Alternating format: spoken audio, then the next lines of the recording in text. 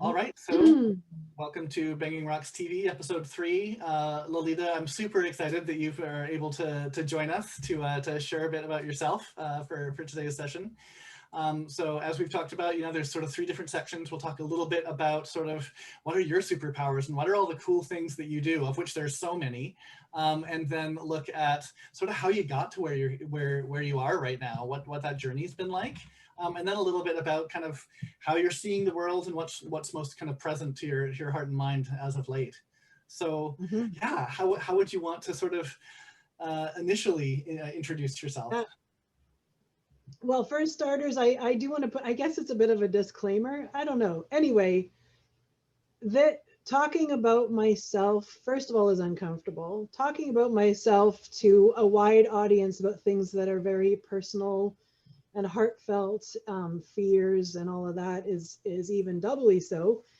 And my challenge to myself basically from now on is a little bit of a get over it and a little bit of just it's time to stop being afraid of being powerful, of having a voice, of I mean, I'll get more into this, but I find it quite perplexing that I've been so hesitant about sharing.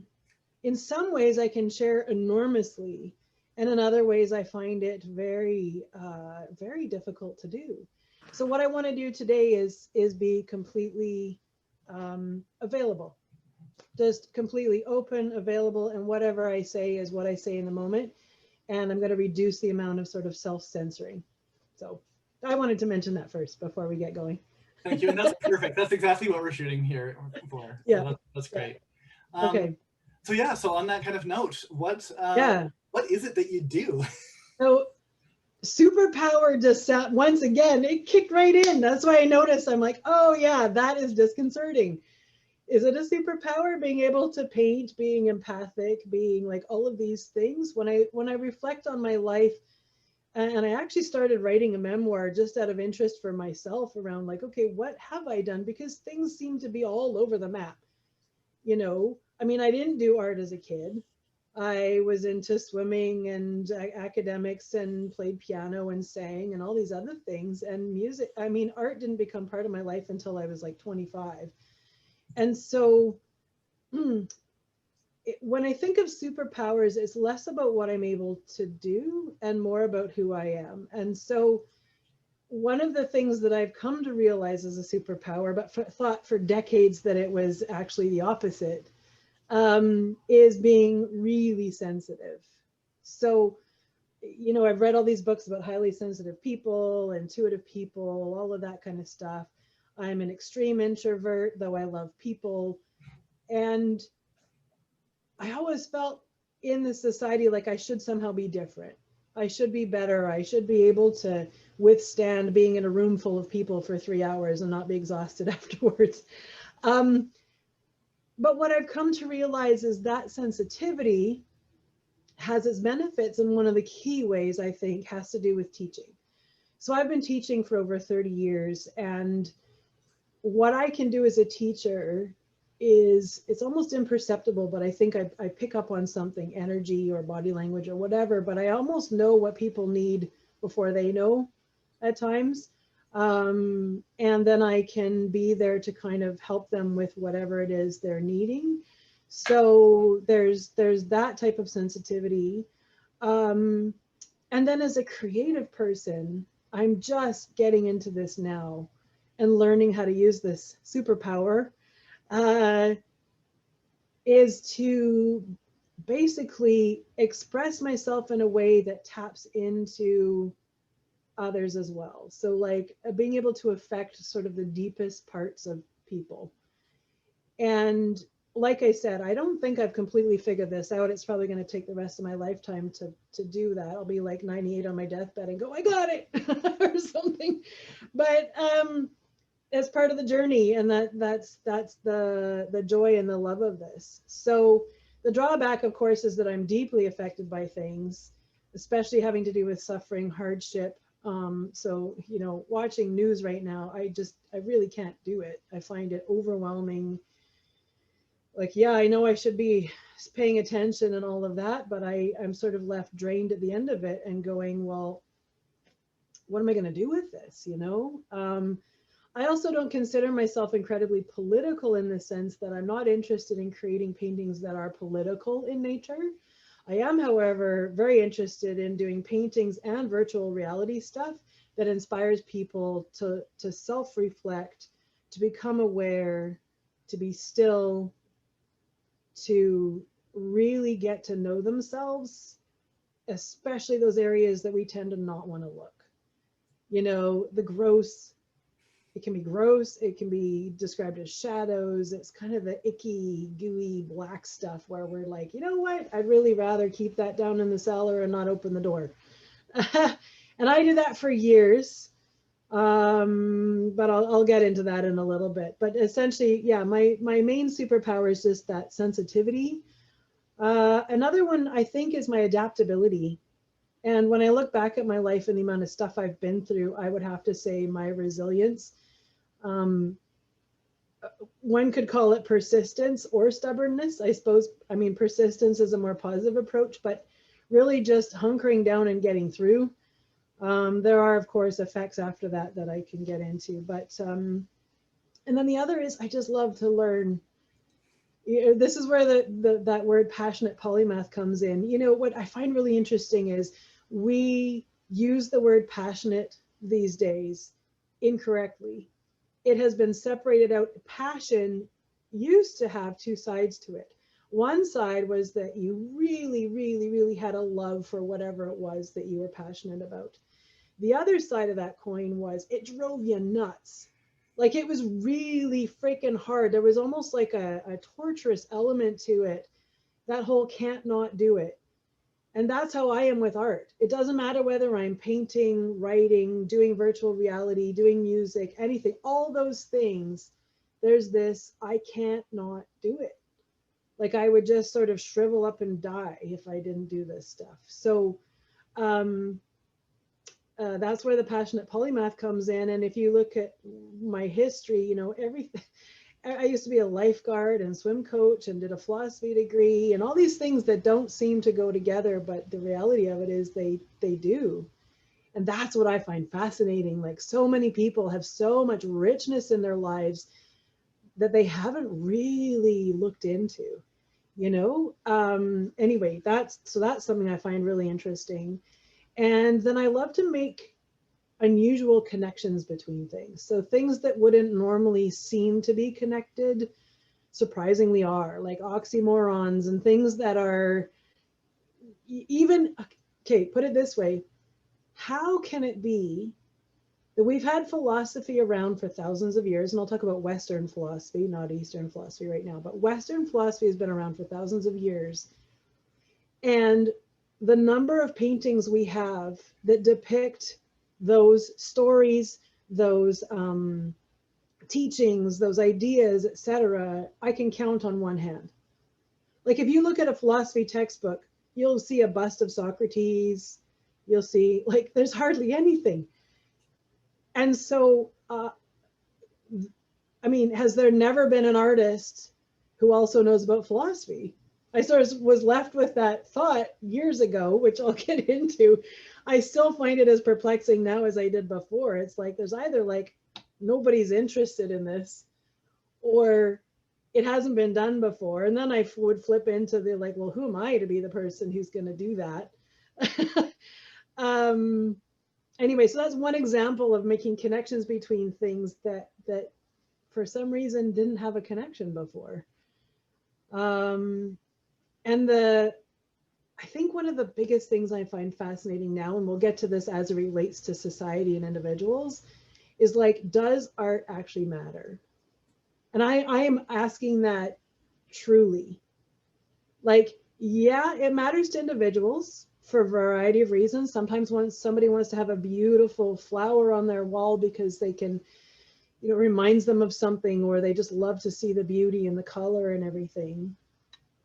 So for individuals, yes, art matters, and it doesn't have to matter for everyone, right? Some people, instead of visual art, it's music, or it's, you know, yoga, or we have all these things that we love. But I really am questioning right now whether art matters.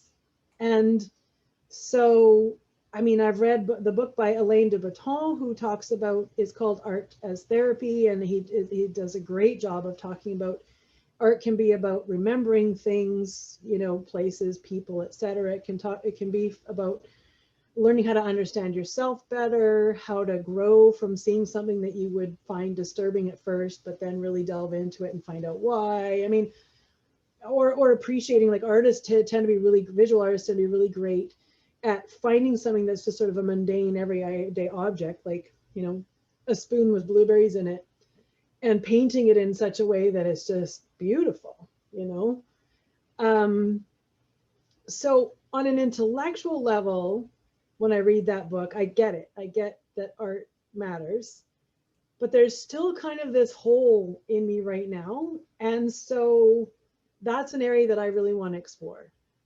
And I'm going to start from within first and then work my way out.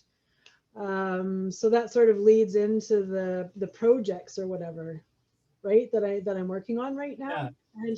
And here's the thing. Okay, I was tested 2 years ago for ADHD because I was convinced about like my level of distraction, the way my brain works. It's just all of these like three-dimensional Venn diagrams that just keep moving all over the place, and nothing's ever the same as it was. And the results of that were really surprising to me. He said, no, first of all, that's just how your brain works. But second of all, I think you have severe depression.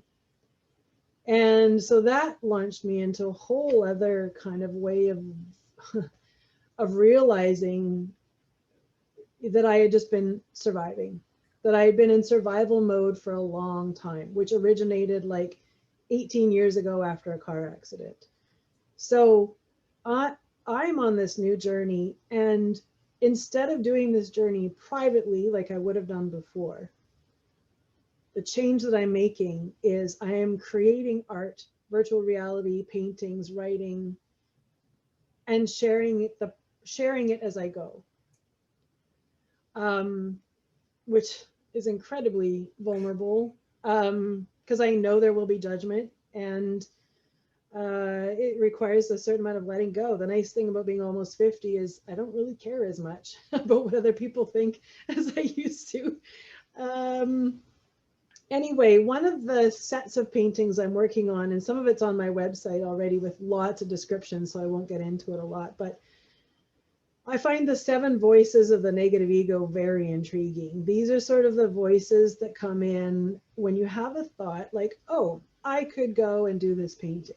And one voice might come and say, well, you're not good enough, or you might fail, or, you know, we all have those voices.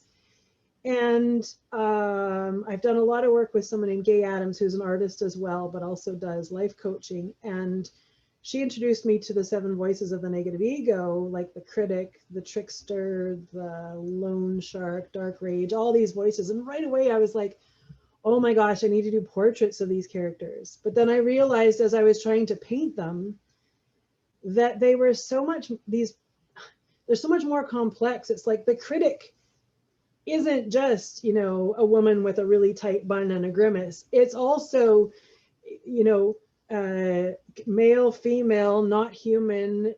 There's so many different versions of this critic that I realized like virtual reality would be perfect for this.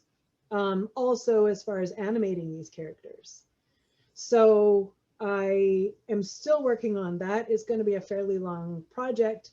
But what I'd like people to take away from it is starting to hear those voices within themselves of like, what am I telling myself, and what am I listening to, and why am I believing it? You know, there's so many people out there who are getting us to question our beliefs and look at things differently than we have in the past.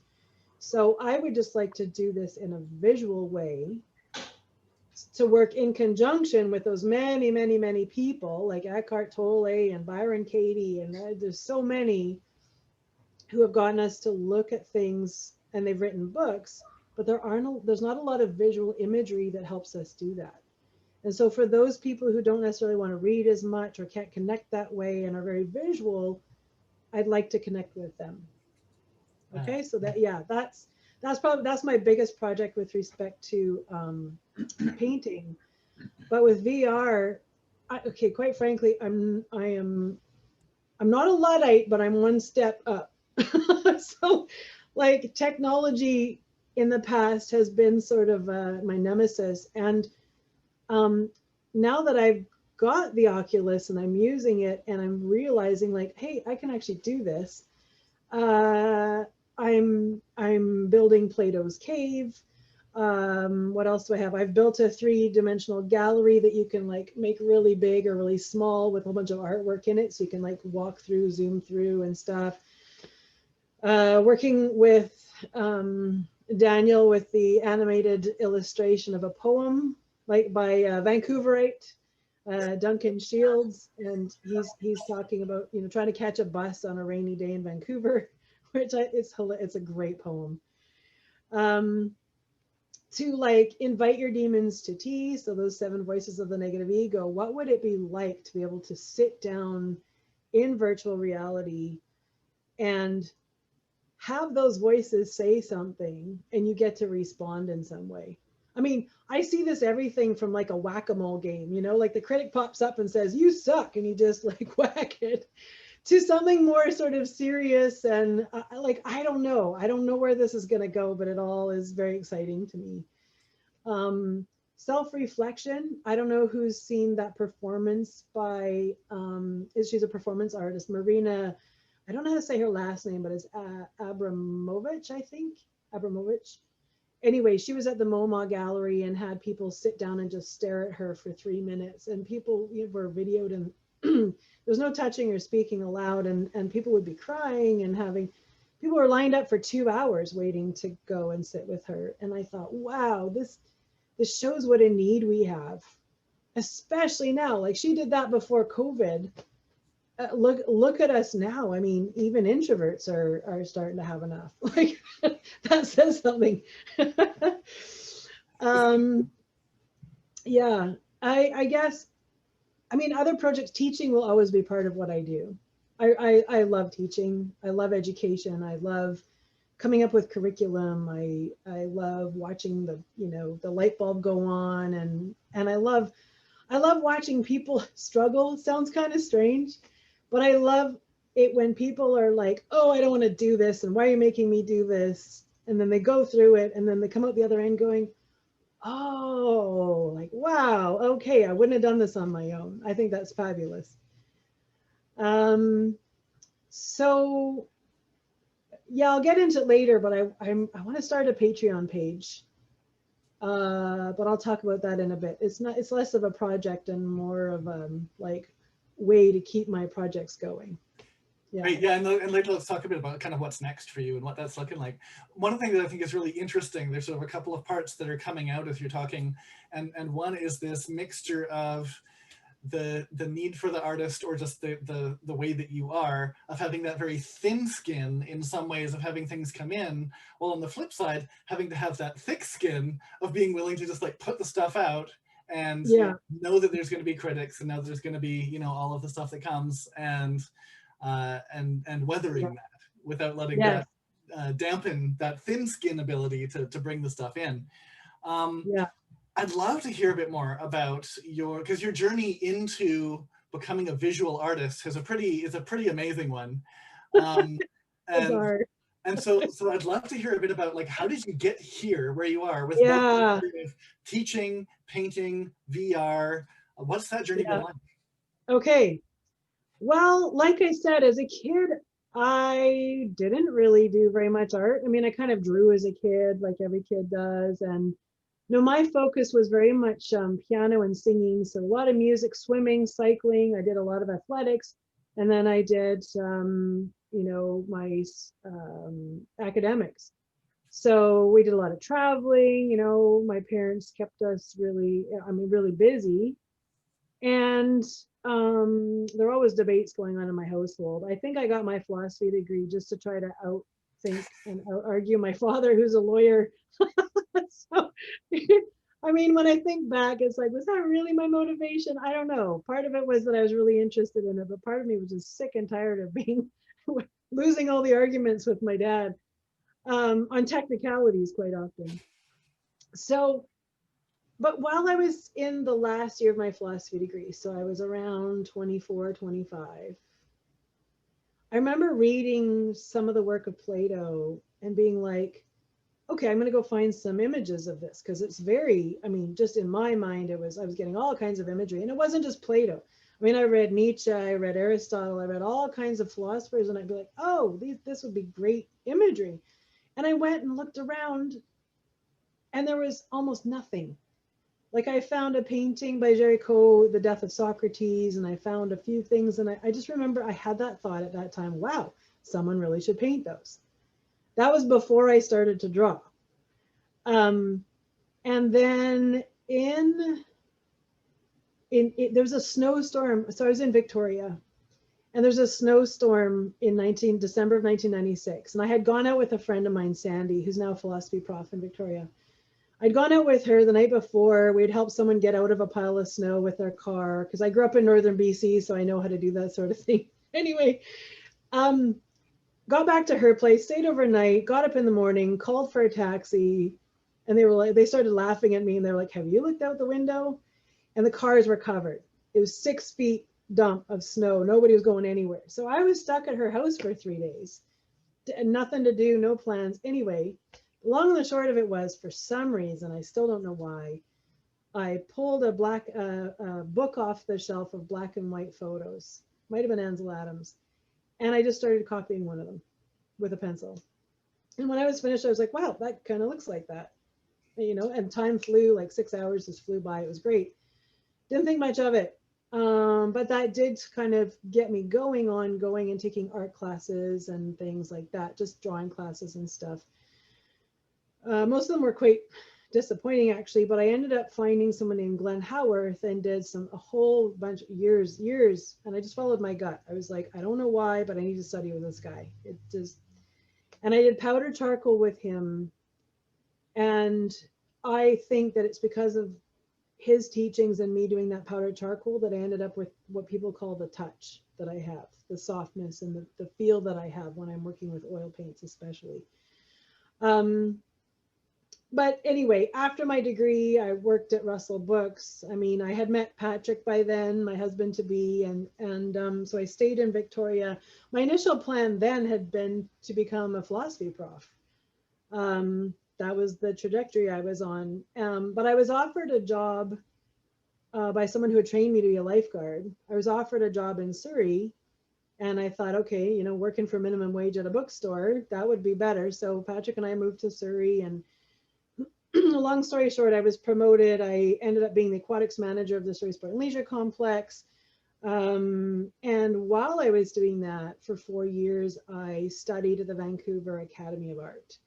So the reason for studying there is those were all, the instructors had been classically trained at like the Angel Academy of Art, the Florence Academy of Art. It was all sort of the, yeah, it was the old masters, Western old masters training that I hadn't seen a lot of anywhere.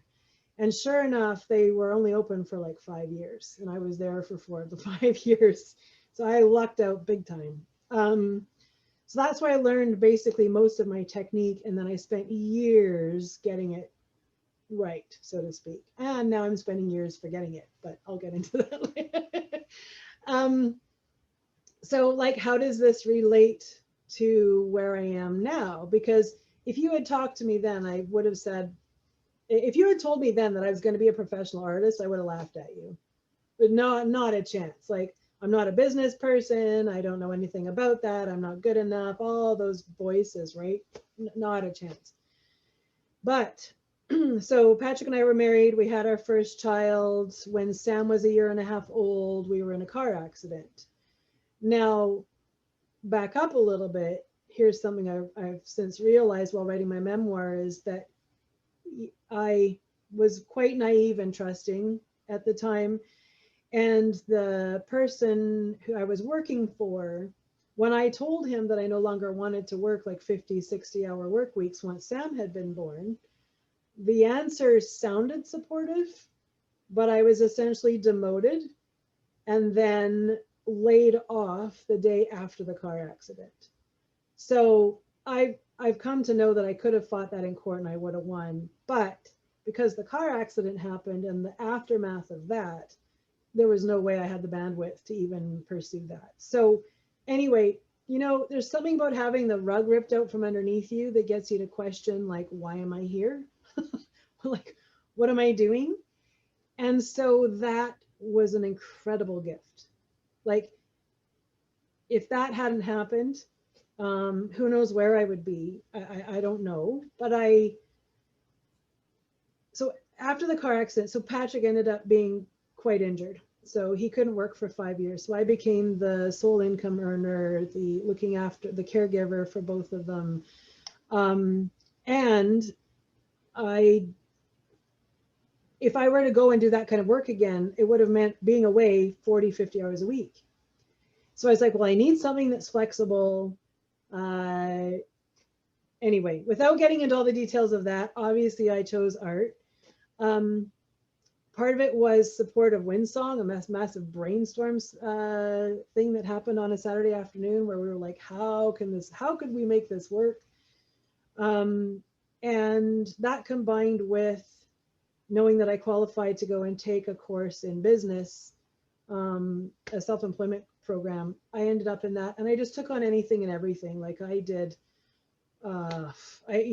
chalk murals and architectural renderings and logos for people and like anything at all. So it was a little bit of a cart before the horse for me. Most artists, you get to go to art school, really explore their voice, get clarity on what they want to paint. For me, it was like, how am I going to make money? You know, I don't recommend that to people. It's not really a good way to go about it. And also that time after the car accident when we were dealing with the lawyers, we got massively screwed over by one lawyer who actually worked for ICBC, specialist doctors who were telling Patrick he was faking it. That's when my loss, or I think I just sort of had a naivete about humanity and about people. And that was a reality check. And my faith in humanity took a big ding during that, that I haven't recovered from yet. In fact, in some ways it's gotten worse. So on the one hand, while there was the gift of the art, there was the damage and, the walls starting to build, the titanium that, you kind of put there that I put there to protect myself. And I just sort of soldiered on, didn't think about emotions or feel emotions because, man, those got in the way, right?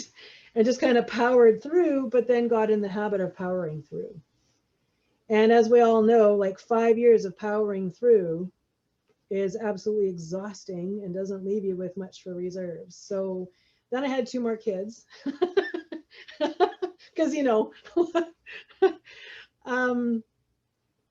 but I was absolutely compelled to do my art at that point. Like that voice in my head that had said someone ought to paint those, I couldn't let it go.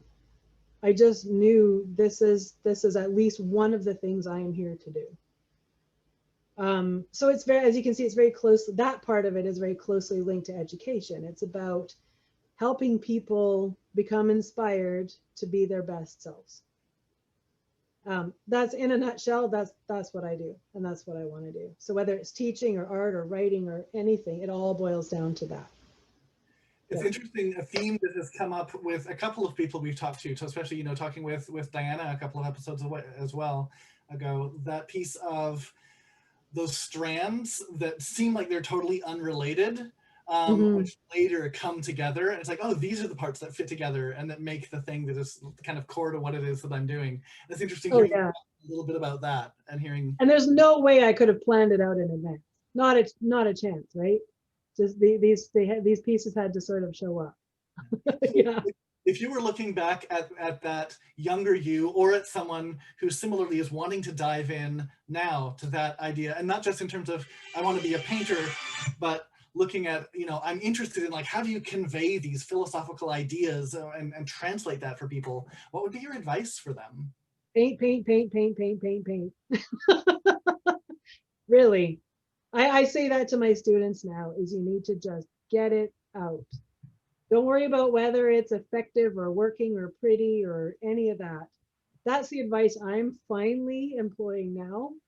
Partly because my kids are old enough, you know, partly because I'm finding ways to create sort of passive income so that I can do that. But really, that's what I would say. Put the pedal to the metal and stop thinking. As someone who has specialized in noticing those voices of the negative ego and in thinking about those, what are the things for you that were getting in the way of getting to that place of realizing like, yeah, like beyond the intellect, just now I really need to do that paint, paint, paint, paint, paint. Oh, yeah. I mean, this is the ultimate procrastination. Oh, yeah. I'm really good at it. Actually, Alain de Botton has created a book called How to Get Really Good at Procrastination. It's bang on. There are multiple things. Some of it is fear of failure. Some of it is fear of success. Some of it is simply not being good enough or being some kind of fraud. Like I felt like, you know, like when I first started teaching, I was developing courses because I hadn't learned all this. Like the way I learned was I wish I had been taught differently. So I developed my courses in order to teach the way I thought things should be taught. And that curriculum is now has been adopted by the Federation of Canadian Artists for their 10-week program. So I know that I know how to develop curriculum. It's just that I was one step ahead of the students the whole way through, like when I first started. And I kept having these thoughts of I'm a fraud doing this. Fact of the matter is I wasn't, but those voices can come in and just I could hit a wall. I could come up with all kinds of reasons why I shouldn't go and paint. Some of them are practical, like I don't know if this is ever going to sell and make me money. So here I am, like Plato's cave, right? 4 foot by 6 foot painting. I spent 350 hours on it, not knowing whether it would ever see the light of day or not. It's a big leap of faith and a huge trust, not only in yourself and your own abilities, but like society, others. And this is why I'm asking, like, does art matter? So yeah, those are some of the voices, but all 7 voices were full on in. Yeah. As we talk a bit about kind of the highs and the lows and the challenges and the things that come from, tell me a little bit more about Plato's Cave and where that went as a project. Okay, so yeah, that one started simply because it was like that seed at the very beginning of someone needs to paint this. And so, you know, I had wind songers set up and I got some ideas of how people might be situated. It took me a good 80 hours to compose the human models and to figure out how I wanted it to look before I even set, you know, brush to canvas. There's a demo of me doing the underpainting on YouTube, if people want to see that. But I didn't get it photographed properly. I wish I had. But I ended up being invited to an exhibition in China. So I went as part of, 12 Canadians over to China on this artist exchange and got the painting shipped over, fully expecting to bring it back. Sure enough, it sold over there. I ended up having incredible conversations with people in Guiyang about the painting and their interpretations and everything else. And between the sale and the conversations, it just it got me going again. Now, since then, there's been another up, down, up, down, up, down. I mean, that's just sort of the nature of this, I guess. But so that ended up being a very positive story. And now it's actually been on one cover of a book. It's being put into a Danish textbook for secondary students, which I'm so thrilled about. You know, sometimes it's the little successes that actually feed me more as I go, because that one for me is very meaningful, because one of my goals when I was painting it was I want this to be in a textbook. And the fact that it's for secondary students, I think is awesome, because philosophy can be taught to kids at a much younger age than we give them credit for. So, yeah.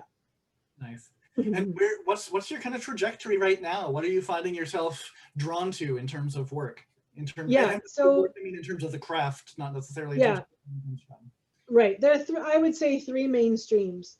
One is teaching, one is the paintings, and the other is virtual reality.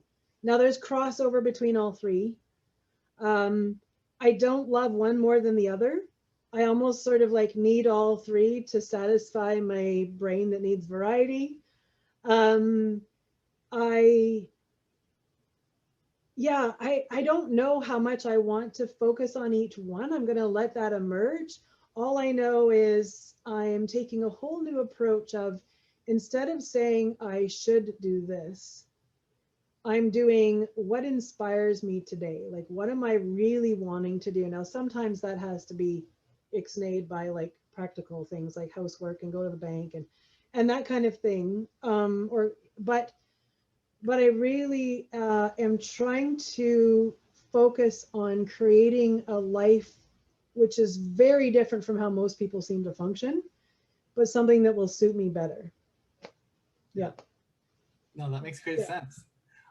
So I'd love to hear for you a little about like what's occupying. I mean, you've talked so much about some of the pieces that are really present for you right now, but Yeah. it's such a crazy world right now in so many different ways. What are some of the things that you are occupying your heart and mind, and how is that impacting your work? Be that in terms of the themes and the content that you're interested in, Yeah. or how you're playing with it. The other piece that I'll throw in, actually, no, I'll do that one first. Okay. Okay. Uh, there are so many ways that I look at the world differently, even within the last couple of years. So several years ago, I mean, I still can't stand Trump, for example, but I mean, sorry to not get political about that right now. Uh, but I had a real sort of sense of judgment and despair and upset around him. What I'm discovering now is the more I delve into the seven voices of the negative ego and humans in general and what makes us tick, I'm finding I have a lot more curiosity and less judgment. So I'm actually really curious about why 70 million Americans voted for Trump. I really am. Like, I want to know. And so I find myself listening to things. I mean, chances are I'll disagree, but quite often what they're talking about is it's about their perception of safety and security, their perception of various things. And quite frankly, you know, I think what's really causing a lot of the issues that are going on in the world, the divisiveness that we keep talking about, is people staying in their camp and thinking that they're right. And so I will delve into this in some way, both in the paintings and in the VR, of getting people to just like step across that line. And a lot of this stems from the depression that I talked about a loss of faith in humanity, where like, have we not improved in 2000 years?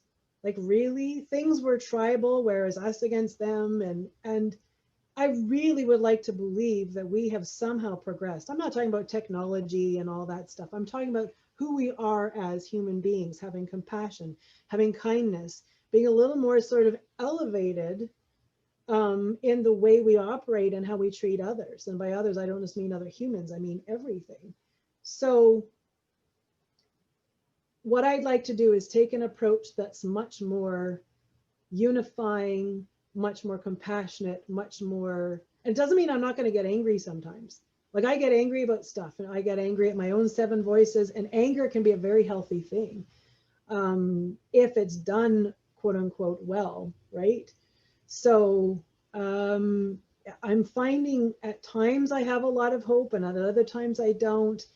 What I used to do was not paint when I was feeling emotional. Now I paint when I'm feeling emotional. Do you know what I mean? Big difference. And so my sense of things is like, yeah, it's way more vulnerable, but that's how I'm going to get stuff out that touches people. You know, everything before was very kind of safe, a little clinical. Technique was great, but not a lot emotionally going on in those landscapes and whatever, right? So, and I love painting human figures. Like, that's my storytelling by using human figures is absolutely my favorite. So I really like us to go from survival to thriving. And I mean, obviously there's a continuum there, but as long as people are worried about making enough money, which I fall into that category, um, when there's the survival stuff going on, we sort of become more base.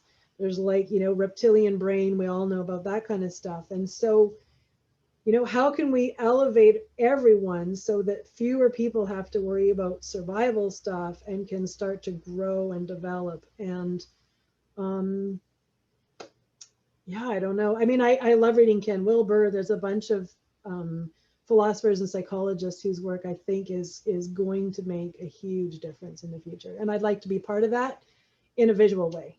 Yeah. Nice. So how does, when you reflect on those pieces of like, it feels like there's these missing pieces and pieces that would be great if they could percolate a bit more into society. And you're wrestling with this piece around like, does art even matter? Is it a vehicle? Can it convey that? I'd love to know a little bit about like where you're sitting with that right now, and with that also the piece of what's it been like going from painting and trying to use painting as a medium for doing that conveyance to using virtual reality, and like what got you into that, and what's that exploration looking like for you right now? Right. Well, where do I start with that? Well, virtual reality, I mean, a lot of it had to do with you introducing me to the Oculus and me not realizing what was possible, or thinking that a lot wasn't possible. What I'm noticing now is that paintings, which are obviously two-dimensional and stagnant, can tell a story to a certain degree, but the virtual reality environment can tell a story like I've never seen before. So a lot of stuff that I've thought, especially like the 7 negative ego voices and many of the ideas I've been having, I kept thinking to myself, oh, it'd be a great animation. Like, a boy with a flashlight going through and finding the monsters. Now, because I'm not an animator, I mean, I've got the ideas, but I wouldn't know how to do that. I can go into the VR stuff and actually create these things. So it's just a different medium. It's just that the paintings will have, I want to use the paintings for their strengths, and I want to use the VR for its strengths. Right? I think that VR is just once again another tool. It's not going to take over. It's not going to replace books. It's not going to, you know what I mean? And I hope that people will, I hope that people will choose sort of quote unquote educational stuff. Remember when Sesame Street came out and they were saying, oh, there's no way it'll go because it's educational and it won't be able to compete with everything else that's going on? I would like to create content that helps people grow as individuals and societies grow and be used for education and all of that in a very fun way, in a way that is engaging and empowering and all of that. So I don't know if that answers your question, but Yeah. Yeah. So I'll do a bit of a flip of a question and ask, what do you most want to talk about? What's a question that you wish was being asked? Question.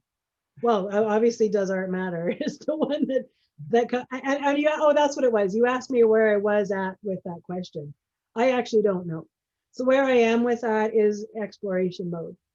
So my artist friend Amy, Dick, and I are going to start a podcast where we invite people in. I would love to have like Elaine de Botton come and talk about why art matters, and have everything from people who are known in the industry, curators and everybody else, to people, just regular people who think that art doesn't matter.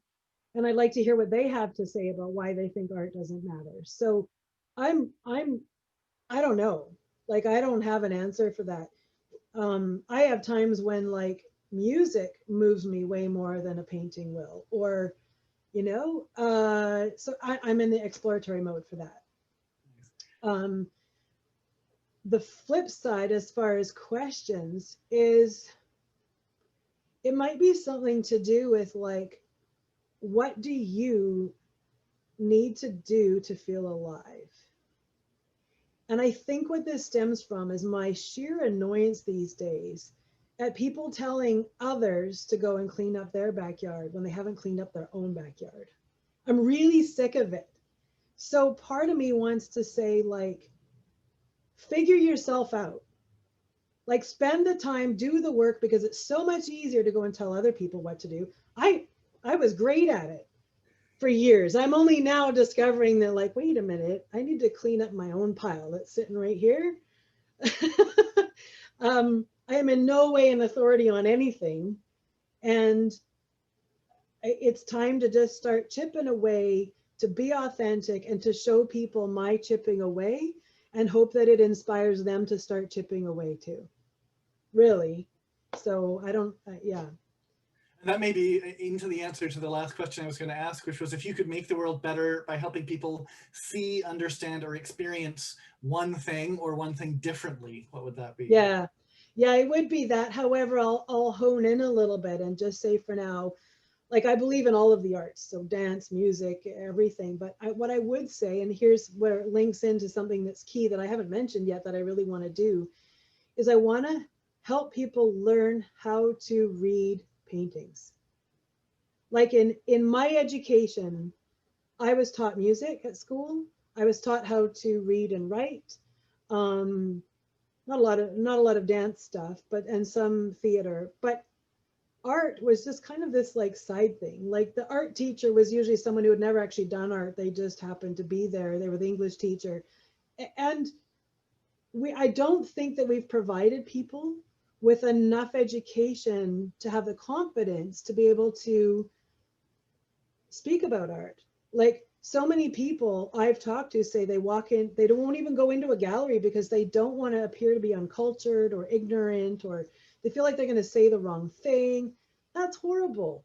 Like, everybody has some experience, that we all have emotions, we all have a heart, we all have things that we can contribute. And the best paintings ever that I find are ones where the artist has left enough room for the viewer to kind of bring their experience. This is what I always try to do in my work, is I provide enough information so as people get a sense of what it's about, but I try to leave it open enough so that people can bring themselves, and we basically meet at the painting. Like, and then the bonus for me is if it takes a full circle and I actually get to talk to the viewer. Like, that for me is just amazing.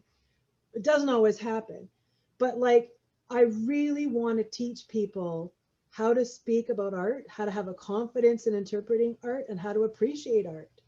That's another thing I'm working on, and I've already started. I'm doing courses on how to read paintings.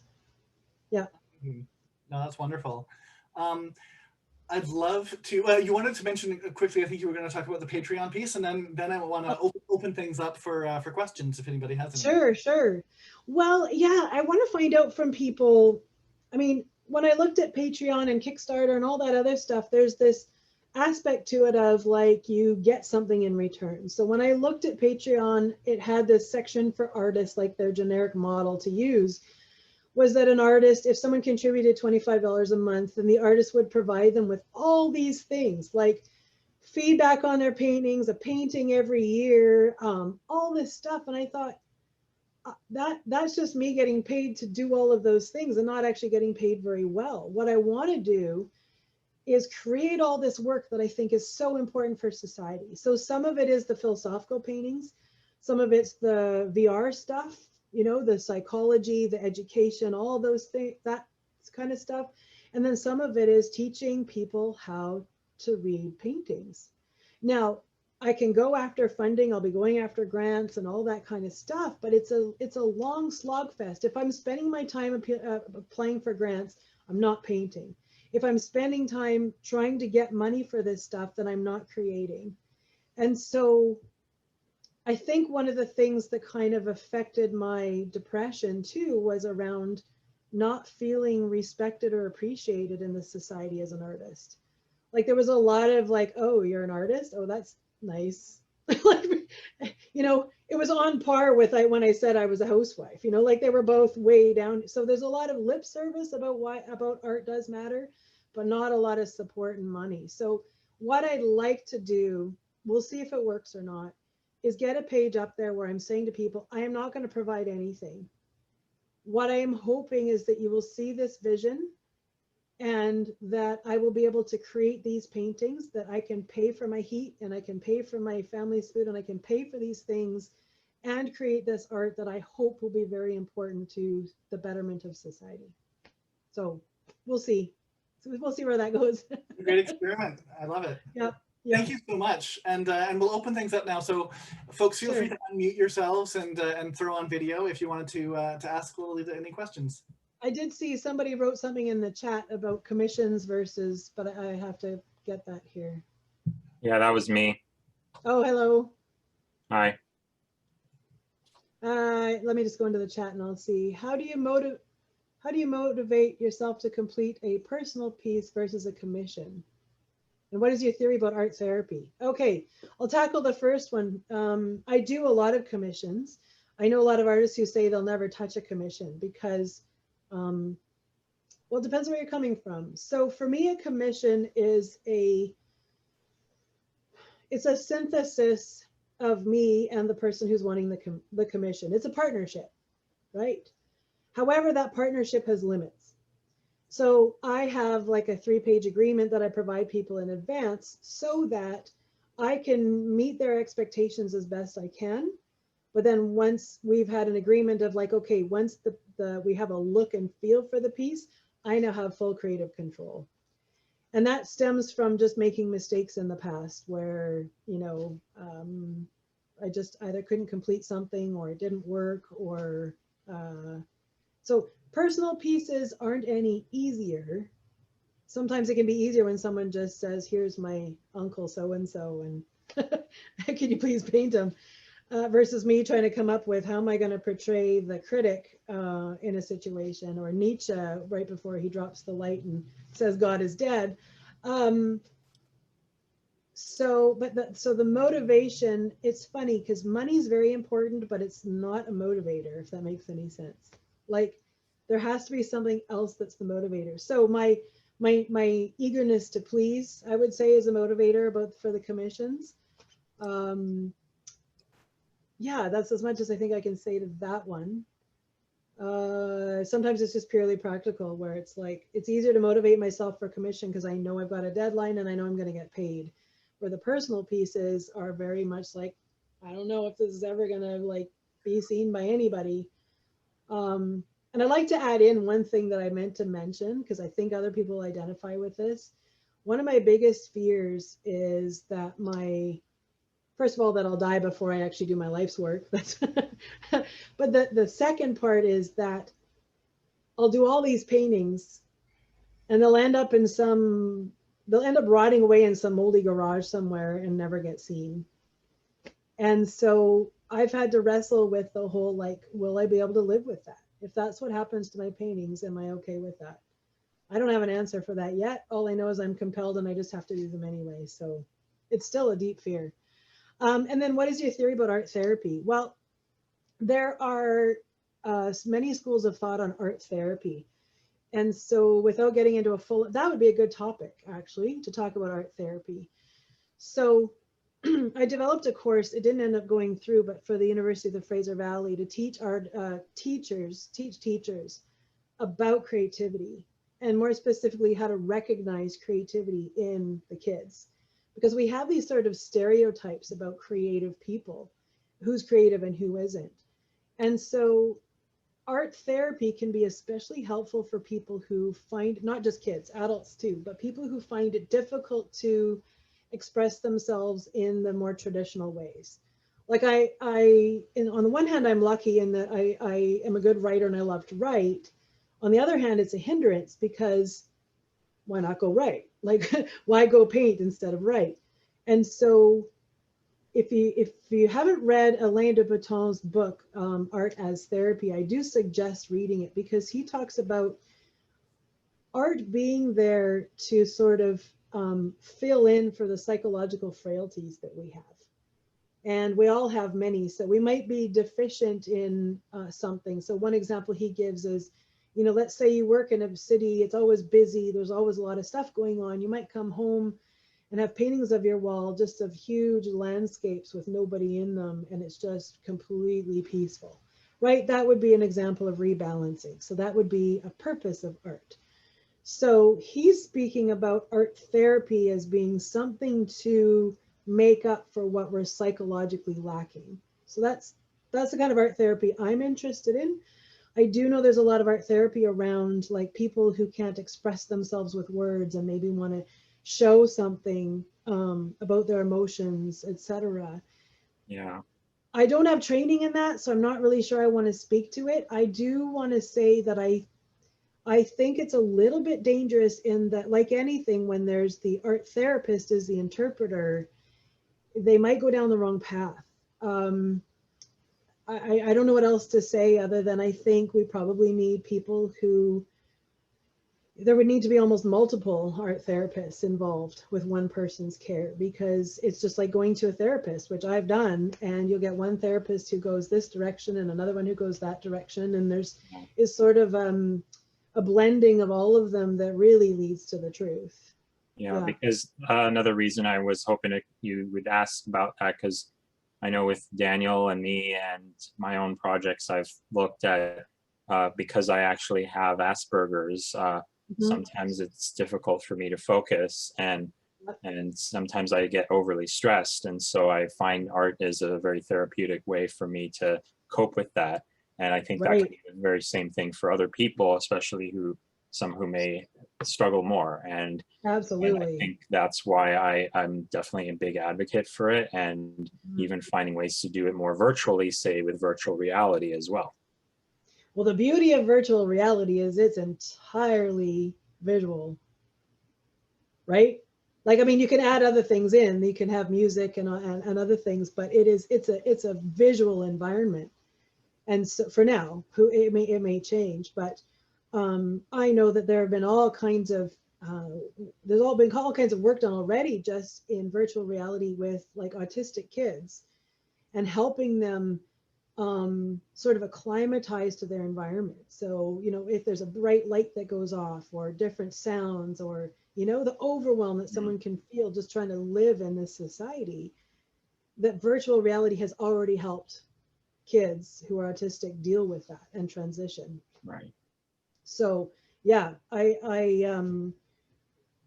think that virtual reality is going to open up a whole new way of doing things, because when myself included, when I'm in that environment, I'm not as concerned about technique. I'm much more forgiving of myself. I don't know about you, but when you sit down to sort of paint, do you ever sort of stop yourself because whatever you've drawn isn't sort of like, doesn't look like the thing you're trying to make it look like, or doesn't convey what's going on in your head? It falls short somehow. Yeah. Do you know what I mean? Like if you're just painting or something, like that happens to me all the time. I'm terrible at Pictionary. But in virtual reality, I find I'm much more forgiving, and I can just kind of get the ideas out, even though things don't really look that great, but it's a start. So I'm interested in knowing what happens for you with that when you sit down to paint.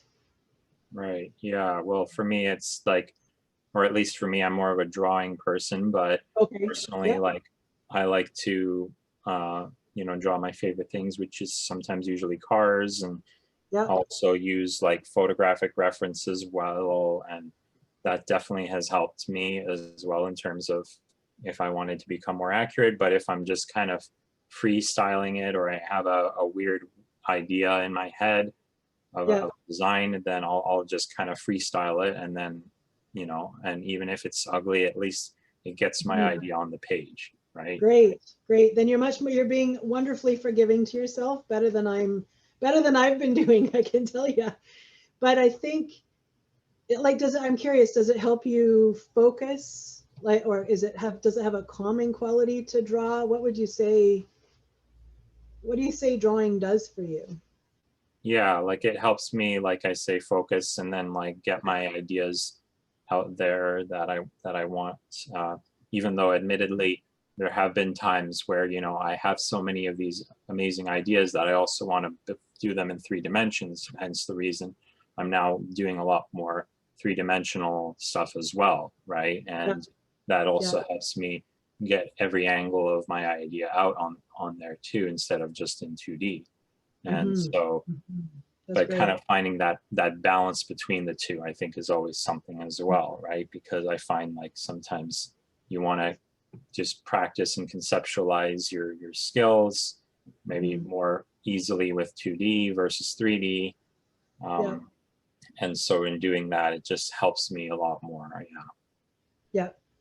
Well, I think one of the things that I actually bring to virtual reality as a classically trained artist is that ability to bring, not only, it's not so much about the technique, because I kind of, you know, technique has become a little bit secondary, and it's about the ideas, the heartfeltness, the story, the connecting with the person who's going to be on the other end of it for some reason. And so creativity now is taking on a whole new meaning because we have a whole new platform for creativity. So for some people, being the creator will be what's helpful to them. For other people, experiencing that will be what's helpful, you know, which is so great because we need both. Right. Yeah. So chances are you'll have people who will enjoy experiencing whatever it is you've created, you know, in whatever way. So, yeah. Wonderful. I'm going to give a sec to see if there's any other questions that other folks have that they'd like to ask Lalita. Yeah, and I'm interested, like, does art really matter? You don't have to answer here, but I really do want to hear from people. And, you know, we'll be looking for people to interview. So if you'd like to talk about why art matters to you or why it doesn't matter to you, we are specifically talking about visual art, but eventually we'll grow it out to like the arts in general and like what is culture and all that kind of, all those questions. Yeah. Once that podcast is ready, we can throw the link to that into the description underneath. Perfect. This. Check out under there to see if that's there yet when you're watching. That sounds great. Okay. Yeah, so Amy and I are going to meet. Yeah. Thanks for having me. Yeah. It's been great. Oh my gosh, I haven't talked that much about myself in a long time. Yeah, and just to say again, it's so neat watching the different themes that come out so often. This piece around imposter syndrome, and this piece around, I think for most of the people who I've been talking with who are most on that creative edge, that's a big piece of it, is wrestling with like, what's the meaning of all of this? And am I the person who can do this piece? And then does this medium allow for any of that to happen? And so it's just, it's really neat to hear both that one piece, but then how that reflects back on all the rest of your journey to date. And I'm looking forward to when we have our first couple panels, having Yeah, I think I've decided that what I really like to do for my life's work is be a philanthropist. Like, I would love to just be able to give money to people who want to do amazing things. Like, nice. That'd be so great. And if there's any watching, then Lalita is someone you can put you in touch with. Great. All right. Thanks, everybody.